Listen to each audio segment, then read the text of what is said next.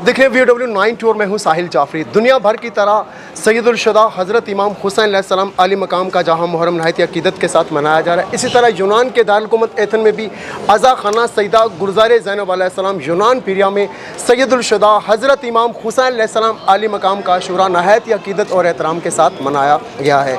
आज मेरे साथ अली हैं, ये इराक़ से हैं। इनसे जानना चाहते हैं सैयदुल शुहदा हज़रत इमाम हुसैन अलैहिस्सलाम के बारे में और आज के दिन के बारे में। हाय अली। बिस्मिल्लाहिर्रहमानिर्रहीम। अस्सलामु अलल हुसैन व अला अली इब्न हुसैन व अला अस्हाब हुसैन। इन्न इक़ामत मजालिस हुसैन फ़ी कुल्ली बुल्दान आलम दलील अला थौरत हुसैन इंसानिया व अला गुरबत हुसैन व गुरबत ज़ैनब। जज़ाकुमुल्लाह खैर जज़ा। अस्सलामु अलैकुम। अस्सलामु अलैकुम व रहमतुल्लाहि व बरकातुहू। अज़्ज़मल्लाहु उजूरना व उजूरकुम बमसाब इमाम हुसैन في كل العالم.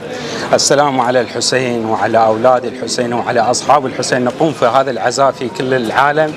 في السيد قام في عزاء في اليونان، هذا العزاء الإمام الحسين، والإمام الحسين إن شاء الله يتقبل هذا الأجر والثواب. وشكرا जी, इस वक्त हम अज़ा खाना सईदा गुलज़ार ज़ैनब अलैहिस्सलाम से आप सबके साथ हैं। इनका कहना है कि हज़रत इमाम हुसैन अलैहिस्सलाम आली मकाम बादशाह को मानने के लिए शिया या सुन्नी होना ज़रूरी नहीं है। इमाम आली मकाम को मानने के लिए एक इंसान होना बहुत ज़रूरी है। Sahil Jafri, Voice of World News, Athens, Greece.